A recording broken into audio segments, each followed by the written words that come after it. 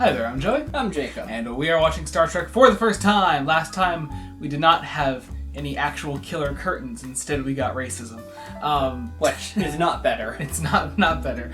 Today, we're watching an episode called All Our Yesterdays. All Our Yesterdays? Yes, which is the third season in a row. They're 3 for 3 with titles with the word yesterday in them, which is kind of cool. And I'm not going to trick myself again this time into thinking that it's a Tomorrow is Yesterday sequel, but I mean, hey, could also be a time travel thing still. Could be time travel. Could still be a time travel. Could be time travel. Yeah. Also, my god, this is the second to last episode of Star Trek the Original Series. What the fuck? Like, I had a good time, but I'm kind of at a point where if every episode sucks going forward, like with the last one, this one, and next one, I just want it to be over. Yeah, Savage Curtain did kind of kill my enthusiasm, sort of, but also, like, we're still at the end of it. We're still at the end. And it's still exciting, you know? Yeah.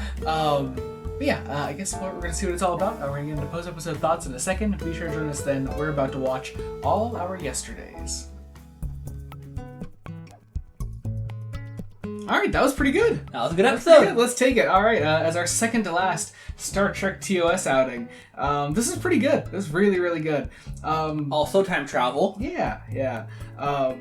I did end up looking up because I pull up like casts on IMDb as we're like watching this because I recognize actors all the time and all that. Sure. But it's just I don't know. I wanted to point out that this is the second highest rated season 3 episode on IMDb. I'm not sure if it's that good, but it's not. It's in pretty great. my opinion, literally coming straight off the episode. Not second highest, I don't think. I think the Kirk plot really let it down. I think so too. I think if there was more focus, I think if Kirk was doing something equally as interesting as what Spock and McCoy were up to, yeah, I think it might be in better hands. The Spock and McCoy plotline is so much more interesting. Yeah. Also, did they save the entire season 3 budget for this one episode? Because they actually have sets and more than like 5 cast members. And like, what, at least 4 or 5 sets? Yeah. We didn't even see the Enterprise this episode, now that I think about it. It's entirely made up of, I mean, potentially reused sets, but I mean, like, they're still, like, actual sets. They're nice sets.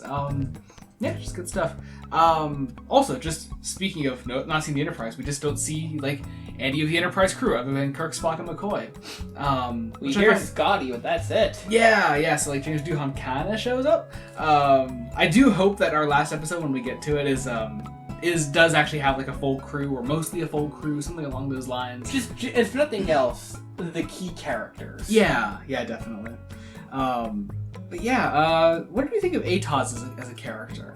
I thought, like, I think he's interesting. He's interesting. He could be if we focused a bit more on the aspect of, because first off, I want to say when he first said that when the thing with Nova and everything, the planet would be destroyed, like, when he first said that, he's like, oh yeah, I plan to join my wife and child or whatever when the explosion happens. I was like, oh, okay, they're dead. Okay, so you're gonna stay on the planet, alright. But no, dude fucking books it out of there. He's like, nope, they're waiting for me, let's fucking go. Right. Which I find really, really funny. Yeah, he literally shoves Spock and McCoy out of the way and just runs through. I think he's interesting because he starts the episode by saying, hey, there's a supernova. You three either get out or go in the past. Yeah. And for some reason, he decides they're gonna go to the past. Yeah. I mean, whatever. It's a choice. It moves the plot along, if nothing else. Yeah. But also, like, they run through. Why do they run through? I forget. Well, okay, because he's preparing Kirk's time travel shenanigans. Yeah. And he hears a woman cry out. So that's right. Okay. So then they follow him. Spock and McCoy. Yeah, Spock and McCoy follow him into the Ice Age, because that's what McCoy was looking at. Yeah. For some reason. But yeah, I don't know, just I don't know, really interesting. It made for, like, we kind of got, we did get actual time travel sort of in this episode. Yeah. So we're not entirely wrong this time.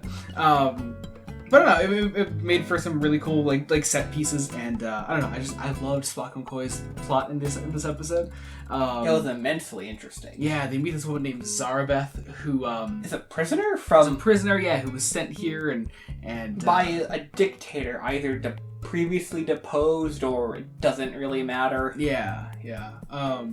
That's another aspect of the episode that I'd like to see expanded upon, is that TOS is this guy that would like prepare prisoners and send them off in different time periods, and like okay, like I don't know, I'd like to see like what his role was in this apparently horrible empire. I was kind of hoping they would pull a fast one and say he was the dictator. That'd be cool. But again, TOS is just one of the weak links in this episode, in that like he just gets no development. Mm-hmm. It's a bit of a shame. But yeah, Zarbeth. I loved Zarbeth as a character. I guess the idea is that when you're... So was it her, or was it the fact that they time traveled through this portal thing that reverted Spock, like his ancestors? I think it was just that they time traveled. Okay, because McCoy was setting it up to be like, oh yeah, it's this woman that's fucking with you, because it's always a woman being evil in the background in 60s Star Trek. I think with Spock, it's that he was reverting to a race memory. Yeah. I guess sort of the same way that she was when Zarbeth first arrived here, because I guess she has made this life for herself inside this cave. Mm-hmm. She's been living here for a while, and she's like gotten used to it. I think Spock was just going through a race memory thing. Mm-hmm. Which is a cool idea, and also just Spock is both Vulcan and human, so there's that human side of him that comes through, and I just really liked seeing Spock happy. It was immense. It's very good. I liked seeing it, but obviously I knew there was, the other shoe had to drop as to what was going on.